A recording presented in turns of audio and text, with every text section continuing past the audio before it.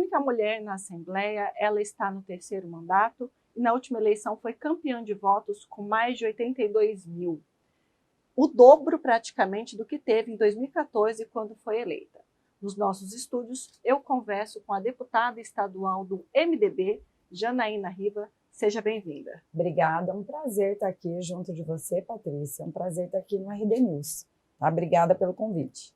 Seja sempre bem-vinda, Janaína. E eu queria começar falando de um projeto seu muito bacana que está começando a alçar aí voos mais altos, que é a patrulha do Henri Borel. Está funcionando adequadamente aqui no estado? E como que você vê essa perspectiva de ser abarcada aí pelo governo federal? Ainda não funciona aqui no estado de Mato Grosso, mas o governo está já trabalhando na regulamentação. Entendo que esse ano, até ontem o presidente Botelho assegurou na LOA um recurso para a segurança pública com esse objetivo de inicialmente estimular a patrulha Henri Borel para a proteção da criança e do adolescente. E nós queremos implementá-lo agora neste ano. O que a gente tem pedido ao governo é que pelo menos faça um projeto piloto para a gente ter uma noção da demanda que a gente ainda desconhece, como vai ser isso, como vai funcionar. O que nos preocupa é que nós queremos o projeto Henri Borel funcionando, a lei Henri Borel funcionando, mas não queremos prejuízo também à Patrulha Maria da Penha, né? Porque não adianta, a gente está precisando de mais patrulhas Maria da Penha, a gente também não pode tampar um lugar. Exatamente, o cobertor está curto, vamos tirar daqui e colocar para a Patrulha Henri Borel. Não é o objetivo. O objetivo é tentar fazer um trabalho nas mesmas regiões, com a patrulha que estiver desempenhando esses atendimentos da Maria da Penha, fazer os atendimentos também da lei Henri Borel, que é uma lei federal, né, Patrícia? É uma lei federal já, de proteção à criança e ao adolescente, baseada naquele caso que aconteceu no Rio de Janeiro, que um ex-vereador, né, acabou assassinando o enteado. E aí nós queremos agora que, através de tudo que foi feito na legislação federal, a Patrulha Henri Borel faça o acompanhamento, como já faz a Maria da Penha. Então, acredito que esse ano isso sai do papel e o governo implanta a Patrulha Henri Borel. Como eu disse, inicialmente deve ser um projeto piloto, mas o nosso objetivo é exatamente se preparar para nos próximos anos assegurar recurso maior para ter essa política pública específica para atendimento da criança e do adolescente. Até porque às vezes é casada a violência, né? Contra a mulher, contra o filho, ou contra a mulher e o enteado, a enteada. Perfeito, perfeito, a sua fala está corretíssima. É isso que nós falamos na Assembleia, geralmente a casa. Onde a mulher é agredida, a criança é agredida também, o adolescente é agredido também. Esse ambiente de violência, ele reproduz na mulher, ele reproduz nos filhos, nos ascendentes, né, no pai, na mãe, no avô, na avó, especialmente nos idosos. Então, como a gente sabe que a casa, que essa violência, ela circunda a mulher, é a mesma casa onde ela circunda a criança e o adolescente, a gente acha que esse trabalho vai casar perfeitamente. E futuramente, já se discute, ter algo voltado exclusivamente para os idosos, mas baseado, depois dessa evolução da criança primeiro, é algo que a gente já tem discutido na Assembleia para fazer um acompanhamento. A gente vê que diminui muito a reincidência e, ao mesmo tempo, você tira do risco de vida esse idoso, essa mulher, essa criança, conforme o atendimento que está sendo feito. Deputada, entrou em vigor a lei da pesca, da qual você é uma das defensoras, e o Supremo se prepara para julgar aí essa questão. Já se fala nos bastidores, o deputado Wilson Santos também tem dito isso, um possível acordo para jogar isso um pouco mais para frente. Como que você avalia esse início, né, da legislação vigente, o governo está fiscalizando, e essa possibilidade de mudança? Bom, primeiro, Patrícia, eu sempre defendi a cota zero, o transporte zero, porque eu entendo que vai ser muito importante para o desenvolvimento do turismo do nosso estado. Então, economicamente falando, para mim, como deputada, eu considero muito mais viável para o estado de Mato Grosso do que a pesca de subsistência, que as pessoas vendem o seu peixe, mas continuam tendo uma vida de pobreza. Não sai disso. É um rumo muito diferente do turismo, que a gente vê que o profissional tem condições de crescer ali dentro, né? Então, desde o princípio, eu comentava na Assembleia, gente, o peixe está acabando, não tem mais peixe no rio. E a gente vê, ontem eu cheguei a ver um vídeo das pacupevas, não sei se a população chegou a acompanhar, Mas, Patrícia, é uma coisa assim exorbitante, uma covardia, o que está sendo feito dentro dos rios. Sem respeitar mesmo a Piracema, que nós estamos ainda, né, vivendo no período de Piracema. Que eu penso, mas o Estado tinha obrigação de fiscalizar. Fiscalizar a pesca é algo importante, mas é menos importante do que a segurança pública efetivamente estar hoje dentro dos bairros, dando essa sensação de segurança que a população de Mato Grosso vem perdendo, como vários estados também, com o passar dos anos. Cresce mais, a violência aumenta também. Então, por mais que as pessoas digam que precisa fiscalizar, olha quantos quilômetros de rio nós temos dentro de Mato Grosso. Nem se nós colocássemos toda a polícia militar do estado, que não chega a 7.000, para fiscalizar, a gente daria conta de fiscalizar todos os rios que nós temos. Então, isso não é possível de ser feito. Não tem como o governo fazer isso. Qual que é a alternativa? É investir no turismo, a princípio, colocar e fazer esse cadastro que o governo já começou a fazer, e é importante os pescadores se cadastrarem, não só para receber o benefício financeiro, mas para a gente desenvolver políticas públicas voltadas a eles. Então, aí quer dizer, vai trabalhar com piscicultura, vai trabalhar com a capacitação para o turismo, e aí a gente estudar medidas para trabalhar com essa população, que eu acredito que seja uma população de aproximadamente no estado 5, 6 mil pessoas. Tem deputado que diz que é menos, tem deputado que diz que é mais. Estou trabalhando com uma média aqui, que são pessoas que vivem exclusivamente da pesca e que terão novas oportunidades a partir do momento que se cadastrarem. Inclusive, de terem financiamentos através do Desenvolve, que é uma empresa de fomento do estado. Então, vai poder pegar dinheiro emprestado para desenvolver uma outra atividade. O estado vai entrar com aporte de recurso para outra atividade. Então, eu vi alguns vídeos circulando onde diziam, olha, a lei vai cair, não se cadastra. Eu acho isso muito ruim para o pescador, porque está perdendo a oportunidade de abrir novos caminhos, novas frentes, que talvez possam ser muito mais viáveis para ele, economicamente falando, mais dinheiro no bolso. Né? Certo. Pensando na questão do governo, deputada, ontem vocês votaram a questão da RGA, né? Você fez duras críticas. Mauro Mendes veio surfando só em vitórias e parece que agora enfrenta um pouco mais de desafios, algumas coisas que ele quer, não está avançando. Acredita que é um mandato mais difícil, como ele fazer essa virada de chave? E o que você acredita que ele erra mais? Bom, primeiro, o Mauro teve várias vitórias, teve mesmo. A Assembleia, em muitos momentos, o apoiou, acreditando na sua capacidade de fazer gestão e fez. Então, assim, hoje é um dos governadores, né, mais bem avaliados do Brasil, exatamente porque ele soube direcionar bem os seus investimentos do Estado e conseguiu colocar a casa em ordem, se assim podemos dizer.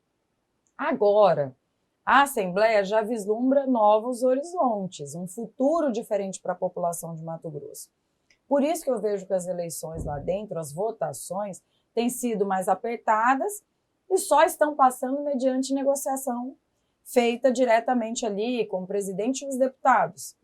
Por quê? Porque nós já não estamos mais vivendo aquele período que faltava dinheiro para tudo.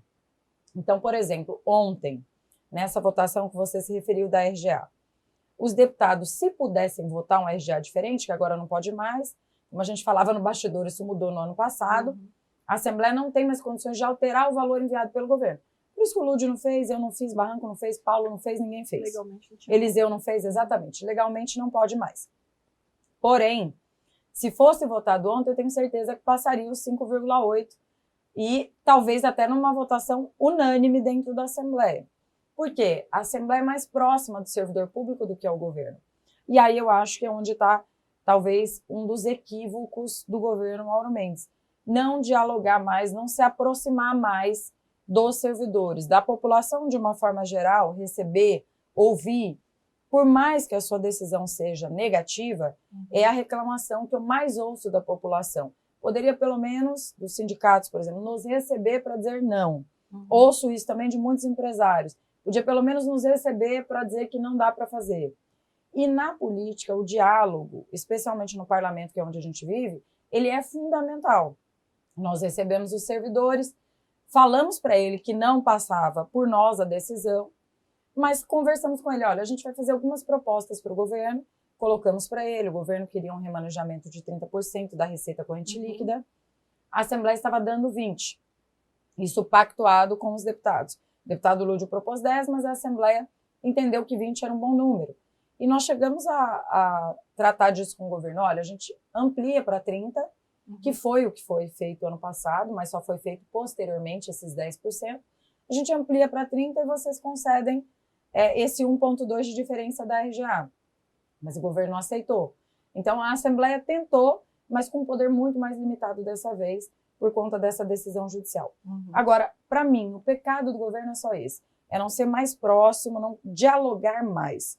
Fora isso, eu vejo que o Mauro tem um bom feeling, ele sabe aonde investir, ele é muito criterioso, ele gosta de analisar os pormenores. Algumas pessoas não sabem disso, mas ele analisa os pormenores. Você vai fazer uma reforma, ele quer saber que piso vai pôr, se o piso é bom, se a luminária é de marca boa, se aquilo ali não vai acabar rápido. Isso é uma coisa que me impressiona, assim, na postura dele, de ver que ele é tão preocupado com isso tudo, e talvez seja um diferencial. Mas, na minha opinião, falha na comunicação. Não é a comunicação feita pela Laís, secretária, mas nessa comunicação do governo direto com a população. Certo. Deputada, falando de política partidária, há de fato a possibilidade de paz no MDB de Cuiabá ou talvez os pinheiros tenham que se retirar? Eu gostaria muito que houvesse paz aqui em Cuiabá, né? Adoraria que houvesse, mas estou achando um pouquinho difícil disso acontecer. Na verdade, eles têm uma garantia que foi dada pela Nacional, de que eles ficariam com o partido aqui em Cuiabá. Isso foi feito lá atrás, foi votado isso quando da convenção nacional do partido. Isso passou batido, acredito que eu, não só aqui na nossa capital, mas várias capitais não se atentaram para isso.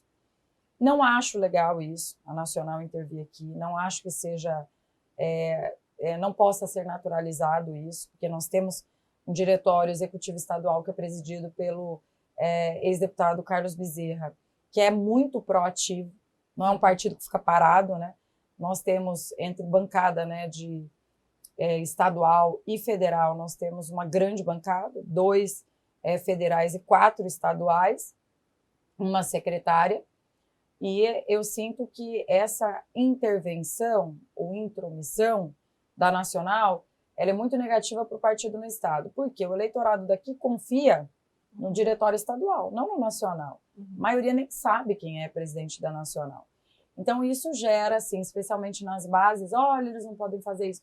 Eu concordo que não pode, mas legalmente pode, formalmente pode. Então tem uma chance muito grande deles ficarem com o partido, mas não com a concordância do diretório estadual. O que foi falado e conversado, olha, vamos tentar fazer um bem bolado, nem nós aqui da Executiva Estadual, nem vocês aqui de Cuiabá, colocar um grupo intermediário para fazer uma transição. Mas eu estou vendo dificuldade em chegar a um acordo, né? Eles podem ficar com o partido, mas se eles ficarem com o partido, pelo menos da minha parte, eu lavo as mãos, né? Porque não está de acordo com aquilo que a gente quer para Cuiabá, com que as expectativas futuras para Cuiabá, e não falo só por mim, né? Doutor João pensa igual, o Thiago pensa igual, Juca é mais comedido, porque ele fica ali entre a cruz e a espada, ele é amigo dos dois, mas penso que o problema do estado de Mato Grosso deveria ser tratado pelo Executivo Estadual, mas não é o que está acontecendo. Nesse cenário, então, não há uma possibilidade com essa mexida no tabuleiro de Botelho vir para o MDB, disputar a prefeitura do MDB, na sua opinião? Eu vejo que o Botelho não quer estar linkado ao Emanuel, sabe? Ele tem feito muitas críticas ao Emanuel, à gestão da Prefeitura de Cuiabá, tem reclamado muito com relação à forma de se fazer a gestão em Cuiabá. A cidade está cheia de buraco, a cidade está com muito problema na saúde. Eu não vejo ambiente para o Botelho vir com o Emanuel estando no partido. Se ele saísse do partido, poderia até acontecer. Eu mesmo já disse para o Botelho, olha, se aproximar do Emanuel, eu estou fora, sabe? Eu não vou apoiar a continuidade da gestão do Emanuel, não só eu. Acho que Cuiabá inteiro, sim, não vou dizer inteiro, né, porque a pesquisa não mostra isso, mas mais de 70% não quer uma gestão que tenha qualquer vínculo com a Prefeitura Municipal. E o Botelho também entende dessa forma. Então, por isso que eu acho muito difícil uma filiação dele no partido. A não ser que saísse o Emanuel, eu não gosto de falar os Pinheiros, né, porque é diferente o Emanuel do Emanuelzinho, mas se ele saísse, acho que aí poderia até abrir um caminho para isso acontecer, Patrícia, mas com a permanência do Emanuel, eu não vejo um futuro próspero para o partido aqui em Cuiabá. Você que é muito próxima de Botelho, que tem essa experiência toda política, acha que o Mauro está cozinhando ele para fritar? Entregar para o Fábio? Não acho que para fritar. Mas eu acho que o Mauro está dando uma segurada em todos para ver como se desenha as eleições. Até esses dias conversei com o Botelho. Se fosse lá atrás, o cenário para o Botelho era pior, né? Há um ano atrás. Ele era o 3º colocado, e aí o Fábio era o 5º, né? Então, se eles estavam muito mais próximos, hoje o Botelho já é o 1º colocado nas pesquisas. Então, eu sinto que esse prazo que o Mauro foi pedindo ficou melhor para o Botelho do que para o secretário Fábio. Agora, o nosso desejo é claro, que a gente possa caminhar todos juntos. Não existe eleição fácil, nem eleição ganha. Mas se o grupo todo estiver reunido, eu acho que as nossas chances são maiores de ter uma vitória aqui na capital. Algumas pessoas perto de Botelho, informalmente, falam que já pediu para ele pular do barco. Você já deu essa orientação para ele? Acha que ele está demorando para sair do União Brasil, se ele quer realmente fazer com que o projeto dele alavanque? Olha, você sabe que eu tenho sentido o Botelho tão calmo com relação a isso, como eu nunca tinha visto antes. Porque lá todo mundo brinca, né, que nós somos melhores amigos, que a gente é muito grudado lá. Um vai complementando o outro, né, eu ajudo bastante o Botelho também. E eu tenho sentido ele muito calmo com essa questão do partido, eu acho que ele está correto. Porque se ele ainda tem possibilidade de ter o apoio do governador Mauro Mendes, que está super bem avaliado, ainda está muito bem avaliado também em Cuiabá. E ele tendo essa possibilidade de ter um grupo muito maior, com mais partidos, eu acho que ele está sendo muito sábio na condução disso tudo. É claro que alguns aliados, especialmente aqueles que estão no PSD, já ficam mais aflitos com relação ao tempo. Mas essa calma que ele está tendo, eu acho muito importante para tentar, como eu disse aqui, ter um projeto com mais chances, um projeto maior, com um grupo maior também.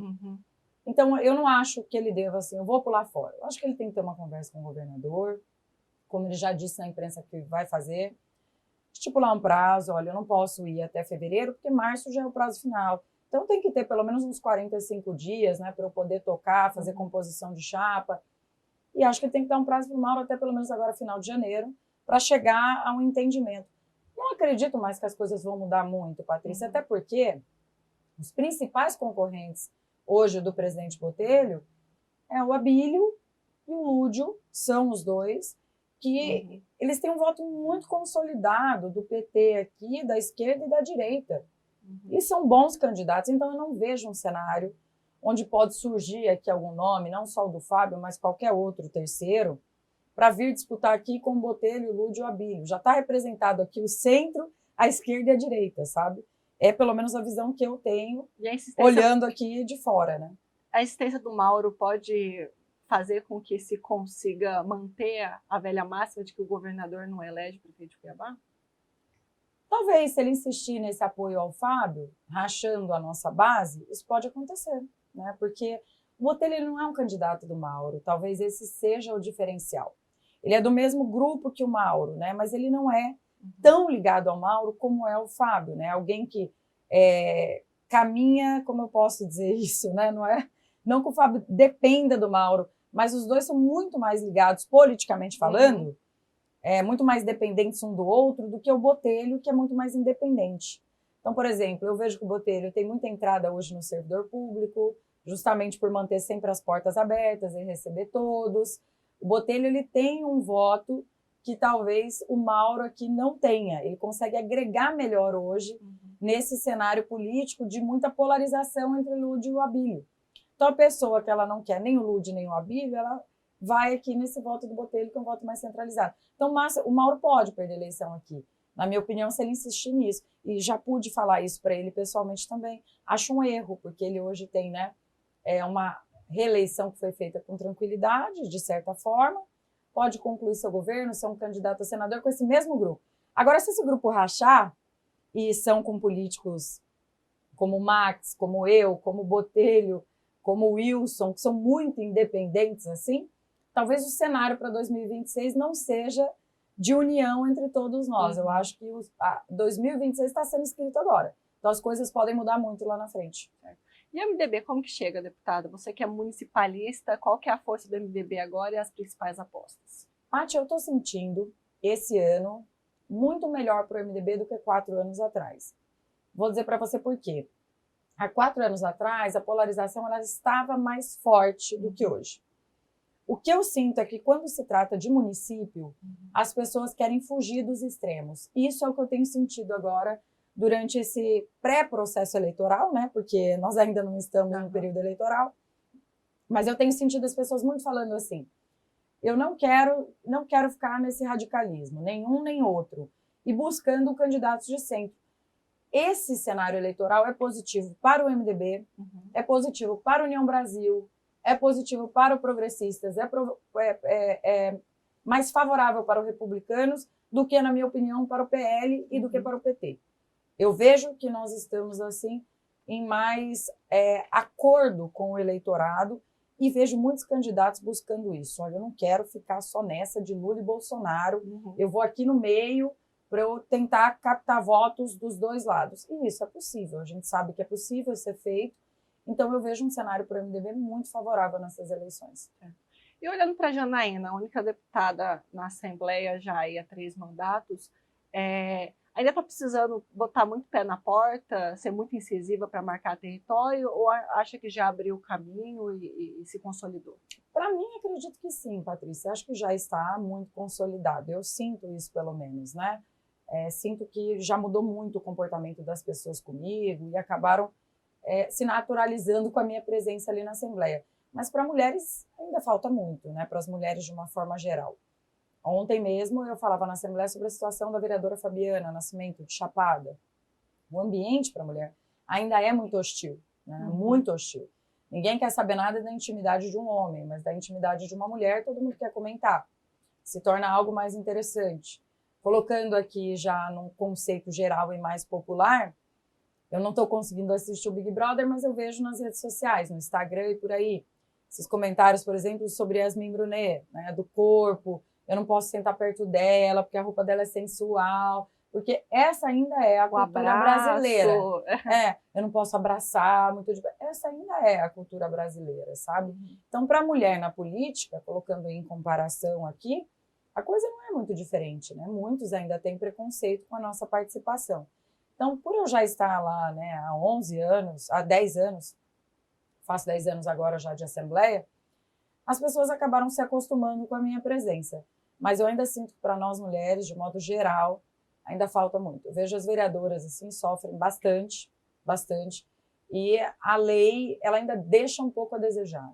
Existe a legislação, mas a dúvida dentro do próprio judiciário, da própria Polícia Civil, deveria ter uma capacitação melhor para isso. Inclusive, nós recebemos na Assembleia, semana passada, a delegada doutora Judá, com essa pauta de capacitação da Polícia Civil, não só para o acolhimento à vítima de violência doméstica ou crime de estupro, mas como também para a violência política de gênero. Então, ainda é muito novo isso, a gente ainda desconhece. Se você perguntar para mim, mesmo antes eu não sabia, quem cuida da violência política de gênero é o TRE, né? Não é o nosso judiciário comum, é a justiça eleitoral. Então, para você ver ainda que a gente ainda tem muito a avançar, a entender sobre e a cobrar. Então, a mulher ainda sofre bastante. Deputada, já ferve nos bastidores o debate sobre a mesa diretora.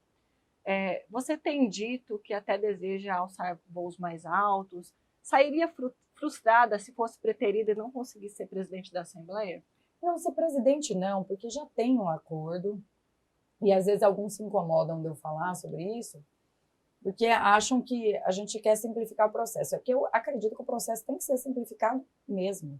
Né? Chega daquela coisa só na escuridão, sem transparência. Houve lá atrás, por parte do presidente Botelho, um compromisso com o deputado Max Russi de que ele seria o presidente da Assembleia. E eu faço parte do grupo do Botelho. A gente está ligado ali, eu sou vice dele. E é claro que com essa mexida, ele sendo candidato a prefeito de Cuiabá, abre a possibilidade de ocupar a vaga dele na mesa diretora.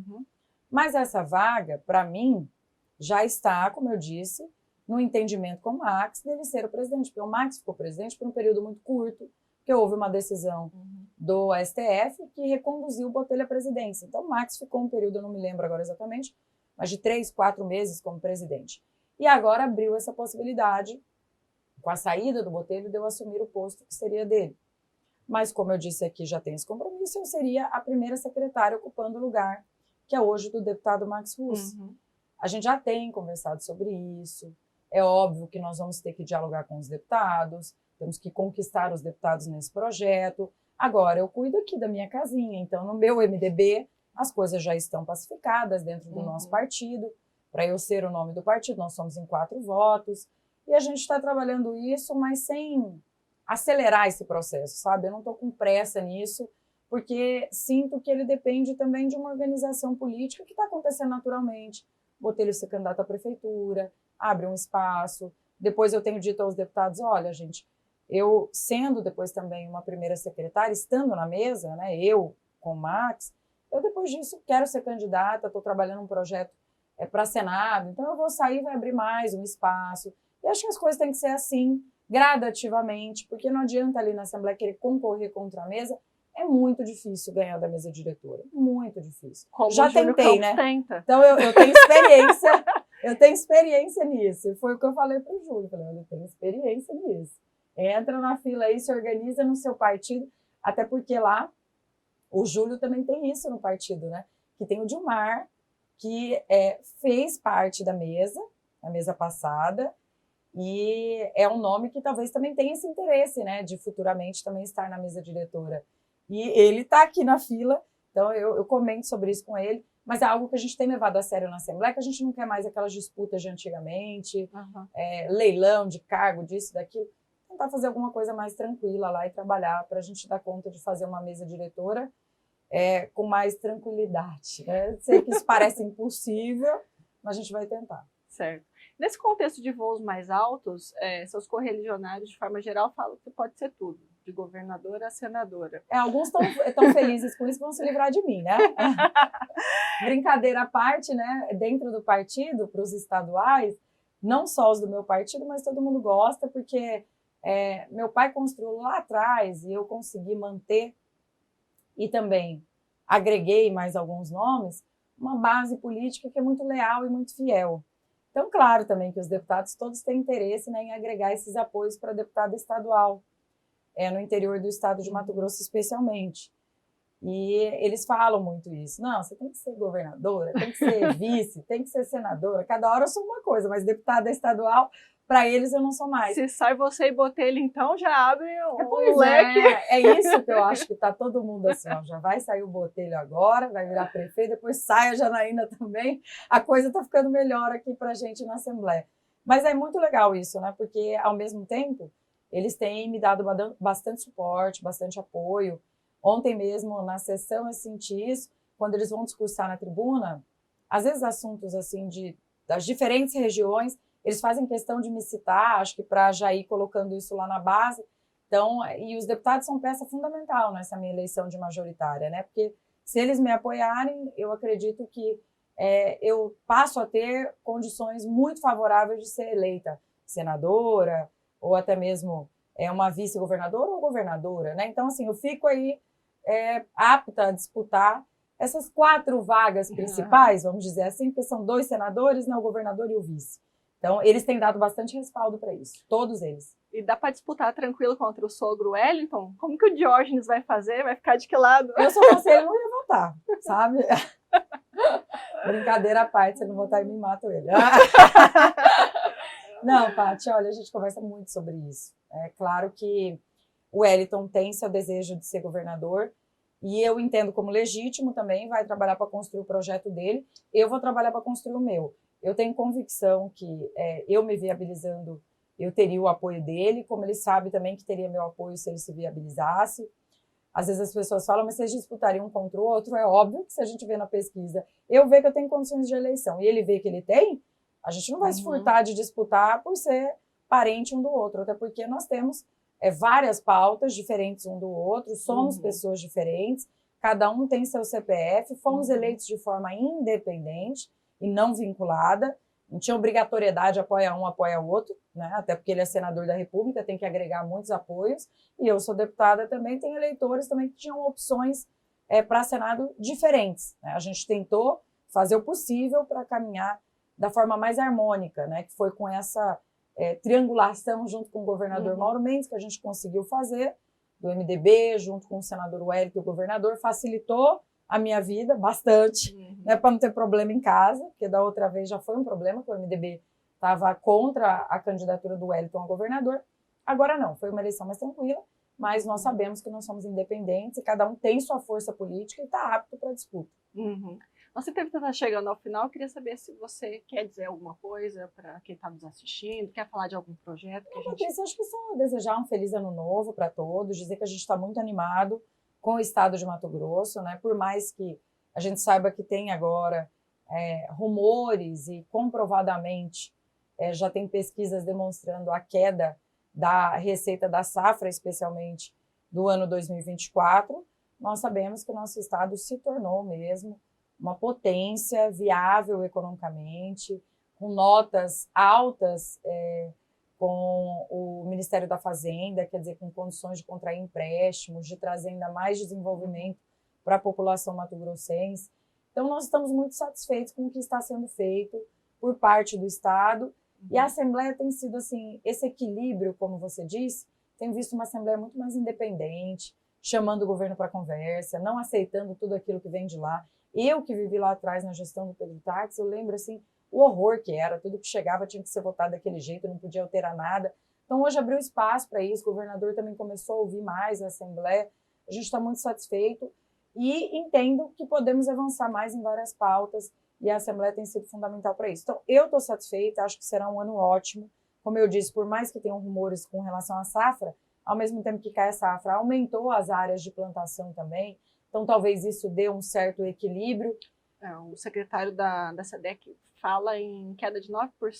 Na primeira safra, né? Não sei se vai ter uma recuperação. O setor fala de 15%, né? E outros acreditam que nas safras isso pode até acontecer, mas é possível da gente fazer um trabalho aqui. A gente pediu para o governo fazer o decreto de emergência, eu gostaria que o governo fizesse esse decreto, porque ele vai viabilizar novas discussões para a gente não endividar e não começar um ciclo, né, de recuperações no estado de Mato Grosso que a gente viveu lá atrás.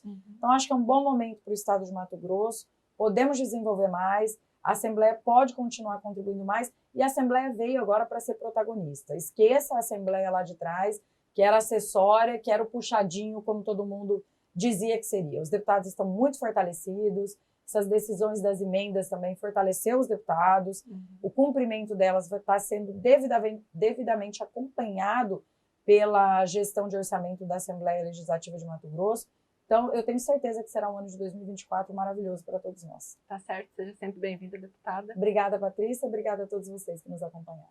Tá certo. Então, você acompanhou uma entrevista com a deputada estadual pelo MDB, Janaína Riva. Assista esta e outras entrevistas no RDTV News. Nos assista, acompanhe, compartilhe e até a próxima.